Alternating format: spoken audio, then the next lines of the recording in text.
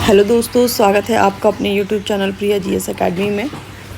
आज हम करने वाले हैं सितंबर के करंट अफेयर्स कंपाइलेशन। जो ईयरली वाला है वो भी करवाऊंगी। मैंने यूथ कंपटीशन वाला कंपाइलेशन स्टार्ट किया था जिसमें नेशनल लेवल्स के करंट अफेयर्स चल रहे थे। साथ में मैं करवाने वाली हूँ आपको मंथली कंपाइलेशन, जिसमें जो अति महत्वपूर्ण विषय हैं जो जहाँ से प्रश्न बनने की संभावना रहेगी उनको कराऊंगी। आइए समय बर्बाद किए बिना आज का टॉपिक स्टार्ट करते हैं। पहला टॉपिक है जनगणना 2027 में 2011 की परिभाषा को बनाए रखने का निर्णय लिया गया। आइए देखते हैं इसमें क्या है।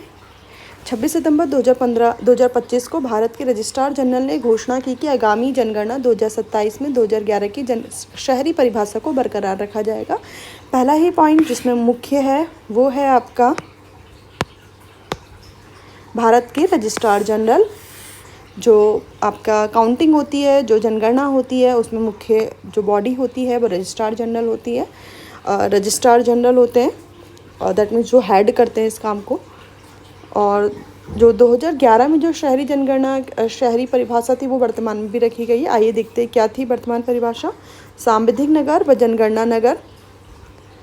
पहले ये जान लेते कि सांविधिक नगर और जनगणना नगर क्या है, ताकि हम आगे की परिभाषा को जान सकें और उसको याद कर सकें। आइए एक नज़र इसमें डालते हैं।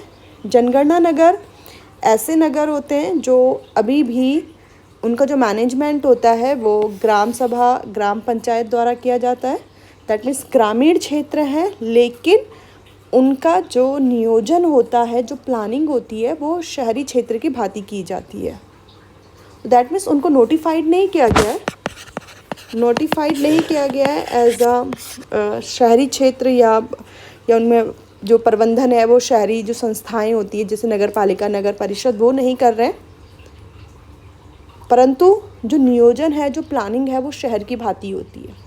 भाई सांविधिक नगर में क्या है? सांविधिक को अगर शब्दों को देखा जाए विधि के अनुसार, विधि के साथ, दैट मीन्स ऐसे क्षेत्र, ऐसे नगर जिनको नोटिफाइड कर दिया गया है आपका नगर की परिभाषा में, जो वास्तविक रूप से नगर है और जिनको जो प्रबंधन है, जो मैनेजमेंट है वो नगर पालिका, नगर परिषद जैसी जो संस्थाएं होती है 74th अमेंडमेंट के थ्रू जिनको बनाया गया है, वो इसमें आपका इन कार्यों को देखती हैं। तो आइए देखते हैं परिभाषा क्या बनाई गई है। न्यूनतम जनसंख्या 5000, 75% पुरुष कार्यबल गैर कृषि कार्य में व घनत्व 400 व्यक्ति पर वर्ग किलोमीटर है। देखिए, गैर कृषि शब्द से ही आपको समझ में आना चाहिए कि जो शहर होते हैं वहाँ पे अधिकांश जनसंख्या जो होती है, शहरों की जो अधिकांश जनसंख्या है वो आपकी गैर कृषि कार्य में होती है। कोई फैक्ट्री में होगा, कोई किसी कार्य में होगा, लेकिन कृषि में से संबंधित अर्थव्यवस्था वहाँ पे लोग कम कार्यरत होते हैं। तो मैंने आपको भी पहले ही बताया था कि जनगणना नगर वह होते हैं कि जहाँ पे सिर्फ प्रबंधन ही ग्रामीण क्षेत्र की भांति होता है, परंतु उनकी अर्थव्यवस्था में योगदान के कारण उनकी जो प्लानिंग होती है वो शहरी क्षेत्र की तरह होती है। तो आपको इस वाले पॉइंट से समझ में आना चाहिए कि 75% गैर कृषि कार्यों में वहाँ का पुरुष कार्यबल हो और जनसंख्या घनत्व 400 व्यक्ति पर किलोमीटर हो। दैट मीन्स एक अच्छा खासा नंबर यहाँ पे दिया गया है और न्यूनतम जनसंख्या 5000 हो। ये अति महत्वपूर्ण टॉपिक है। डेफिनेशन ये कई बार आपका आई थिंक यूपीएससी में ऑलरेडी पूछा जा चुका है। तो यूपीएससी में डेप्थ में पूछा गया था, लेकिन यहाँ पे आपको सिर्फ नंबर्स के माध्यम से भी पूछा जा सकता है। आइए जो इसमें अगला टॉपिक है, इसमें एक शब्द जो था DUGURB, डिगुरबा, जैसे भी इसे रीड किया जाए, एक वैश्विक पद्धति है जिसका उपयोग शहरों, कस्बों, उपनगरों और ग्रामीण क्षेत्रों को वर्गीकृत करने के लिए किया जाता है। इस टॉपिक में इतना ही महत्वपूर्ण है। यहाँ हमने जाना जनगणना नगर और सांविधिक नगर में क्या अंतर है और उसकी परिभाषा क्या है और किस तरह से इसको आगे मेंटेन किया जाएगा। आइए अगला टॉपिक देखते हैं विशाखापट्टनम घोषणा। तो अब इसमें इम्पॉर्टेंट है कि विशाखापट्टनम घोषणा क्या है। घोषणा है दैट मीन्स कोई मीटिंग हुई होगी, उसके संबंध में जानकारी लेते हैं। 23 सितंबर 2025 को विशाखापट्टनम में आयोजित 28वें राष्ट्रीय ई गवर्नेंस सम्मेलन। तो हमें याद होना चाहिए 2025 में 28वां ई गवर्नेंस सम्मेलन हुआ था। कहाँ हुआ था? विशाखापट्टनम में। और उसमें जो डिक्लेरेशन आया उसको भी विशाखापट्टनम घोषणा बोल दिया गया। डिक्लेरेशन का मतलब है कि कुछ चीज़, कुछ पॉइंट्स आपने बना के रख दिए और कुछ उद्देश्य बना के रख दिए जिनको प्राप्त करने के लिए आप आगे चल रहे हैं। एक विज़न बना के रख दिया कि ये चीज़ होना चाहिए। इसमें जो इम्पोर्टेंट है, कौन सी संस्था है, कौन सा मंत्रालय है जो इस कार्य में लगा है, प्रशासनिक सुधार व लोक शिकायत विभाग DAR PG, इलेक्ट्रॉनिक व IT मंत्रालय तथा आंध्र प्रदेश सरकार। ये 3 संस्थाएं हैं जिन्होंने मिलकर इसका आयोजन किया होगा 28वें गवर्नेंस सम्मेलन का। थीम देख लेते हैं, कई बार थीम से प्रश्न बन जाते हैं। विषय है विकसित भारत, सिविल सेवा और डिजिटल परिवर्तन। तो विषय, थीम, इसको किस तरह से याद किया जाएगा? देखिए, वर्तमान में विकसित भारत का ही नारा चल रहा है, क्योंकि 2047 तक विकसित बनने का संकल्प भारत सरकार द्वारा रखा गया है। डिजिटल परिवर्तन का दौर चल रहा है और किस तरह से गवर्नेंस को ई-गवर्नेंस में बदला जाए, सरकार का एक मुख्य मुद्दा रहा है। और सिविल सेवा, आपको पता है इन कार्यों के लिए सिविल सेवा कितनी महत्वपूर्ण है और सिविल सेवा किस तरह से डिजिटल परिवर्तन को लेकर चलती है, किस तरह से इम्प्लीमेंट करती है अपने कार्यों में। इन सब को मिला के एक थीम बनी जिसका नाम रहा विकसित भारत, सिविल सेवा और डिजिटल परिवर्तन। इसमें एक शब्द है AI प्लेटफॉर्म, भाषनी। तो भाषनी आपका AI प्लेटफॉर्म है जो लैंग्वेज को ट्रांसलेट करता है।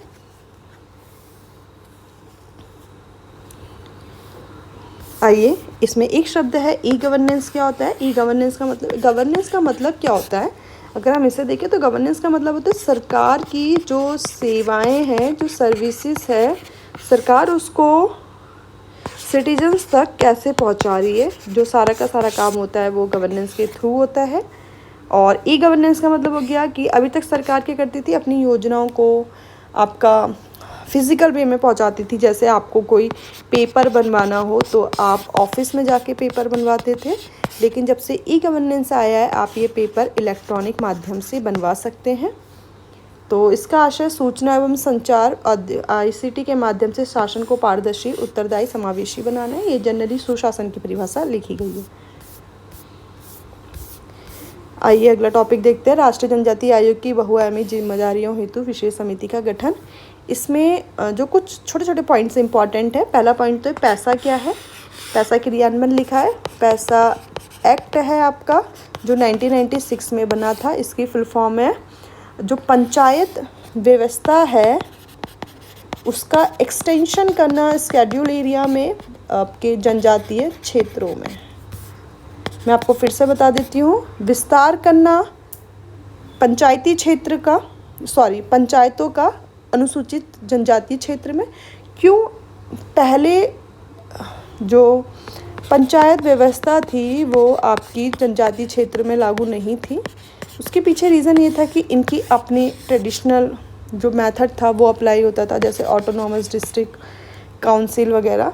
तो लेकिन पैसा के माध्यम से इनको लागू किया गया ताकि जो व्यवस्था है उसको सुचारू रूप से क्रियान्वित किया जा सके। तो इसमें पैसा इम्पॉर्टेंट है, 1996 में इम्प्लीमेंट होता है। इसमें जो अगला पॉइंट है राष्ट्रीय जनजाति आयोग NCST, ये क्या है आइए इसको देखते हैं। पहले जनजाति आयोग और अनुसूचित आयोग एक साथ था। SC और ST आयोग पहले एक साथ था, जिसको 2004 में 89 अमेंडमेंट के थ्रू अलग कर दिया गया। जनजाति आयोग है दैट मीन्स एक ऐसा डेडिकेटेड आयोग जो जनजातीय क्षेत्र से संबंधित विषयों पर कार्य करेगा। आइए अगला टॉपिक देखते हैं, ब्लू पोर्ट विकास भारत FAO के बीच तकनीकी सहयोग। ब्लू पोर्ट का मतलब बंदरगाह, जहाँ इंपोर्ट और एक्सपोर्ट समुद्रों के माध्यम से होता है। वहाँ पे जो प्लेसेस होते हैं वो पोर्ट्स कहलाते हैं। ब्लू पोर्ट है मतलब पानी से रिलेटेड। ऑलरेडी आपको पता ही है कि ब्लू मतलब पानी से रिलेटेड बंदरगाह है तो पानी ही होगा। बट यहाँ पे इसका तात्पर्य है कि किस तरह से मत्स्य पालन या जो एक्यूटिक लाइफ होती है उनसे रिलेटेड व्यापार को बढ़ावा दिया जा सके। ये FAO इसमें मुख्य रूप से भूमिका निभा रहा है। भारत के मत्स्य पालन, पशुपालन और डेयरी मंत्रालय ने संयुक्त राष्ट्र खाद्य एवं कृषि संगठन FAO के साथ ब्लू पोर्ट के ढांचे को सुदृढ़ करने हेतु तकनीकी सहयोग कार्यक्रम समझौता किया है। आइए देखते हैं इसमें पायलट बंदरगाह कहाँ स्थापित किए जा रहे हैं। गुजरात, जखाऊ, दीप, बनकवारा और पुडुचेरी कराईकल में ये स्थापित किया जा रहा है। देखिए ये याद करने की आवश्यकता नहीं है, बट पायलट प्रोग्राम्स पूछे जा सकते हैं। ये पूछे जा सकता है कि किसके साथ ये सम्मेलन किया जा रहा है या संयुक्त कमेटी बनाई जा रही है FAO के साथ।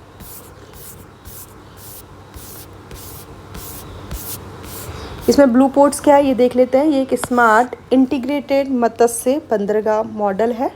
मत्स्य बंदरगाह मॉडल है जो तकनीकी नवाचार, संचालन दक्षता, पर्यावरणीय संरक्षण, सामाजिक समावेशन और आर्थिक लाभ को एकीकृत करता है। देखिए इसमें इतना कुछ है नहीं। अगला पॉइंट है राष्ट्रीय सतत विमानन ईंधन नीति। इसका मतलब है कि जो अभी जैसे रिन्यूएबल एनर्जी का ही दौर चल रहा है, हर जगह रिन्यूएबल एनर्जी की ही डिमांड चल रही है और लक्ष्य बनाए जा रहे हैं कि कब तक रिन्यूएबल एनर्जी को प्राप्त कर लिया जाएगा। तो ऐसे ही जो आपका एविएशन सेक्टर है वो भी इससे बचा हुआ नहीं है, वहाँ पे भी सस्टेनेबल फ्यूल को यूज़ करने की बात की जा रही है। और आइए देखते हैं 10 सितंबर 2025 को भारत सरकार ने सतत विमानन ईंधन हेतु राष्ट्रीय नीति व 2050 तक दीर्घकालिक कार्य योजना तैयार करने हेतु घोषणा की, जो 2070 तक नेट जीरो उत्सर्जन लक्ष्य से जुड़ी है। यहाँ पे जो महत्वपूर्ण विषय है 2070 नेट जीरो उत्सर्जन। तो ये पूछा जाएगा कि भारत सरकार का नेट जीरो इमिशन टारगेट कब तक का है, तो 2070 तक का है। अब इस टॉपिक को देख ही रहे तो नेट जीरो उत्सर्जन होता क्या है ये देख लेते हैं। नेट जीरो का मतलब है नेट जीरो। तो इसमें क्या है कि इसका मतलब ये तो नहीं कि आप पूर्ण रूप से जो कोल है उसके बर्न को छोड़ देंगे, उसको जलाना छोड़ देंगे, या जो फॉसिल फ्यूल है आप उसको पूर्ण रूप से उसके उपयोग को रिस्ट्रिक्ट कर देंगे, ऐसा नहीं होने वाला है। इसका मतलब होता है कि आप फॉसिल फ्यूल भी यूज़ कर रहे होंगे, लेकिन उसके द्वारा जो इन्वायरमेंट में निगेटिव इम्पैक्ट आ रहा है आप उसको दूर करने का प्रयास करेंगे। लाइक कार्बन टेक्निक आप यूज़ कर लें, या बहुत सारा फॉरेस्ट लगा दीजिए और अलग अलग मेथड्स के माध्यम से, या रिन्यूएबल एनर्जी यूज़ कर लीजिए। तो आइए देखते हैं। देखिए इस टॉपिक में सिर्फ इतना इम्पॉर्टेंट है कि सतत विमानन ईंधन की प्रकृति क्या है। ये जीवाश्म ईंधन का जैव आधारित विकल्प है। अपचनीय तेल, ऐसा तेल जो फूड में यूज़ नहीं होते हैं, खाद्य तेल, शैवाल व कृषि अपशिष्ट से निर्मित होता है। ब्लेंडिंग लक्ष्य रख लेते हैं। भारत ने 2027 तक 1%, 2028 तक 2% और 2030 तक 5% सस्टेनेबल एविएशन फ्यूल मिश्रण का लक्ष्य रखा है। तो आप ये देख सकते हैं कि 2030 तक सिर्फ 5% ब्लेंडिंग का लक्ष्य रखा है। इम्पॉर्टेंट ये है, ये याद ना भी हो चल जाएगा, लेकिन 2030 तक भारत सरकार का लक्ष्य 5% है। देखिए बाकी इसमें इम्पॉर्टेंट नहीं है इस टॉपिक में। अगला टॉपिक आपका इम्पॉर्टेंट रहने वाला है 48वां वार्षिक महासागर विधि एवं नीति सम्मेलन। तो ईयरली एक सम्मेलन हुआ है। आइए देखते हैं। 10 सितंबर 2025 को गुजरात समुद्री विश्वविद्यालय में 48वां वार्षिक समारोह विधि एवं नीति सम्मेलन आयोजित हुआ, जिसका विषय विकासशील देशों की दृष्टि से महासागर शासन रहा है। अब ये तो हमको क्या क्या पॉइंट इम्पॉर्टेंट है, गुजरात। दूसरा पॉइंट है इसका थीम क्या रहा है। देखिए आपको पता होगा कि समुद्र जो है भारत के प्रायद्वीप भारत में है, दक्षिणी भाग में है। तो अगर ऑप्शंस में कोई नॉर्थ ईस्ट इधर के राज्यों का नाम दिया हो, या ईस्ट के राज्यों का नाम दिया हो, या नॉर्थ के राज्यों का नाम दिया हो, तो वो तो गलत होगा कि कहाँ पे कंडक्ट की गई है। तो थीम है विकासशील दृष्टि से महासागर शासन। थीम का क्या आप कैसे याद कर सकते हैं थीम। अभी जो ओशन से रिलेटेड गवर्नेंस होता है उसमें जो विकसित राष्ट्र हैं जैसे अमेरिका, USA, चाइना जैसे राष्ट्रों के माध्यम से शासन किया जाता है महासागरों का। लेकिन अब जिस तरह से जियो पॉलिटिकल इकोनॉमिक्स बदल रही है, इक्वेशंस बदल रही है, तो वहाँ पे डेवलपिंग नेशंस भी अपनी भूमिका को, स्पष्ट भूमिका को दिखा रहे हैं, अपनी एक्टिव भूमिका को दिखा रहे हैं। तो इसलिए बोला गया है कि अब जो विकासशील देशों की दृष्टि से महासागर शासन को किस तरह से देखा जाए। ये सम्मेलन पहली बार भारतीय उपमहाद्वीप में आयोजित हुआ है, इसलिए बहुत महत्वपूर्ण है क्योंकि पहली बार भारतीय उपमहाद्वीप में आयोजित हुआ है। आयोजक के Stockton centre for international law, US naval war college एवं भारत सरकार का पृथ्वी विज्ञान मंत्रालय रहा है। भारत की प्राथमिकता है सतत मत्स्य पालन, दक्षिण सहयोग, पारंपरिक ज्ञान व आधुनिक विज्ञान का समन्वय, जलवायु अनुकूलन, नवाचार आधारित वित्त पोषण पर बल दिया गया है। ये प्राथमिकताएं तो अगर याद भी नहीं होगी तो चल जाएगा क्योंकि ऑटोमेटिकली पता है कि यही होने वाला है, बट स्टिल मेंस के लिए इंपॉर्टेंट हो सकती है पॉइंट्स। हिंद अब आगे देख लेते हैं भौगोलिक महत्व क्या है। हिंद महासागर विश्व के कुल महासागरीय क्षेत्र का 5वां भाग है। आर्थिक एवं ऊर्जा सुरक्षा के क्षेत्र में यह क्षेत्र, मतलब हिंद महासागर की बात करें, वैश्विक कंटेनर यातायात का 50% और समुद्री तेल व्यापार का 80% वहन करता है।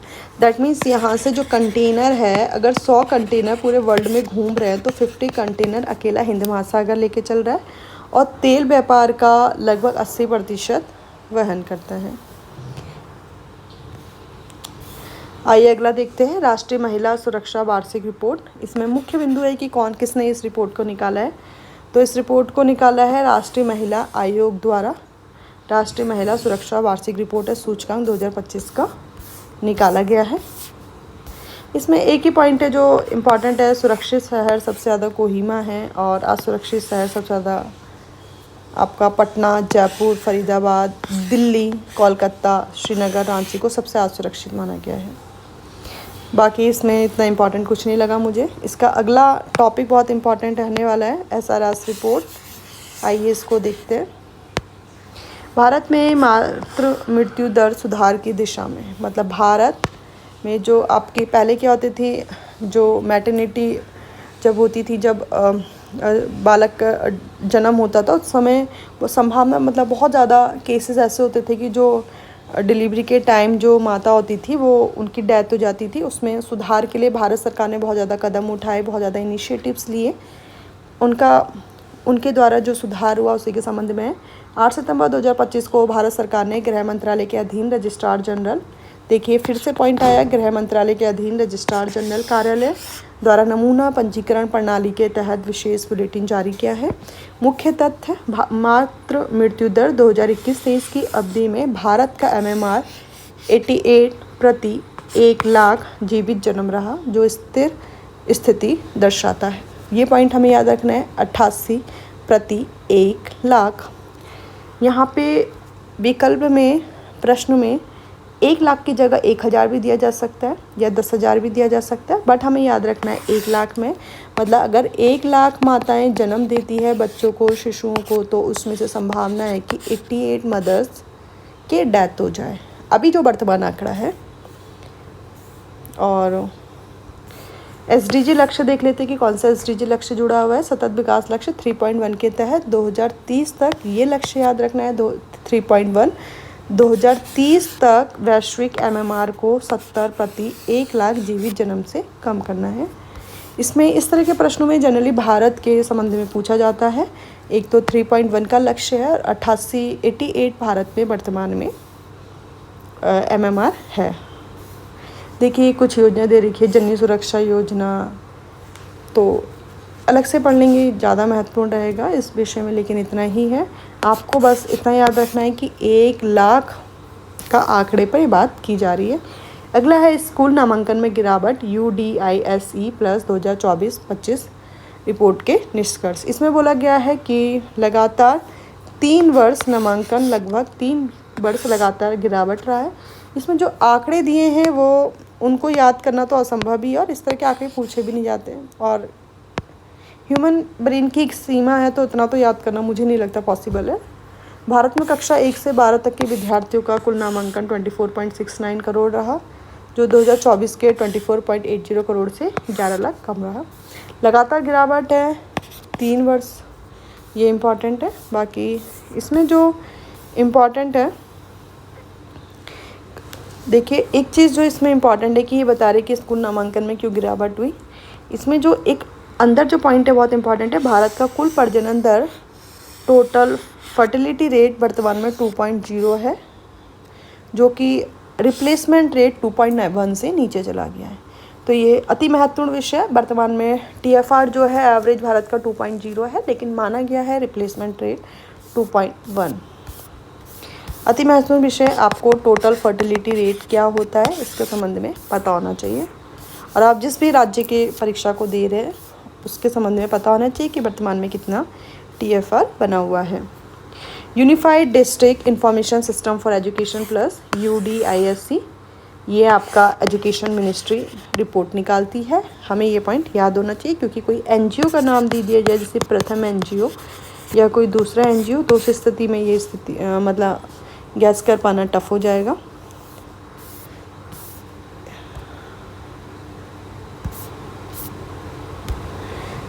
इस टॉपिक पे इतना ही। अगले वीडियो लेकर आऊँगी राज्य व्यवस्था से संबंधित नेशनल लेवल के जो अफेयर्स हैं, करंट अफेयर्स हैं। आज के टॉपिक में इतना ही। Thank you for watching my YouTube channel Priya GS academy.